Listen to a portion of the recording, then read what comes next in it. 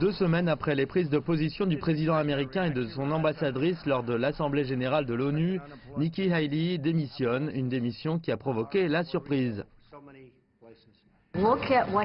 Regardez ce qui s'est passé en 2 ans avec la politique étrangère des États-Unis. Les États-Unis sont désormais respectés. Les autres peuvent ne pas aimer ce que nous faisons, mais ils nous respectent.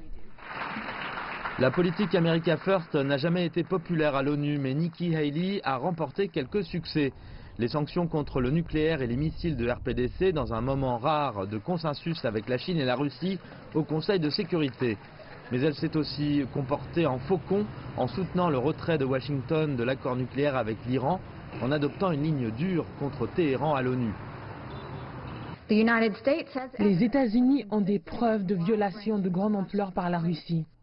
Elle a eu des différends avec le président sur la Russie en ce qui concerne la relation avec Moscou, mais lors de la réunion au bureau ovale, elle n'a reçu que des compliments de son patron.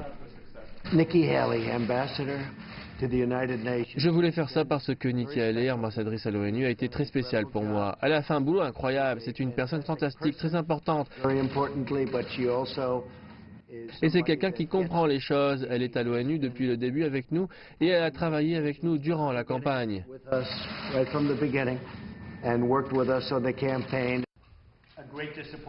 Étoile montante du Parti républicain, elle pourrait défier le président Trump aux prochaines nominations en 2020. Assise à côté de Trump, elle a cependant rejeté l'idée.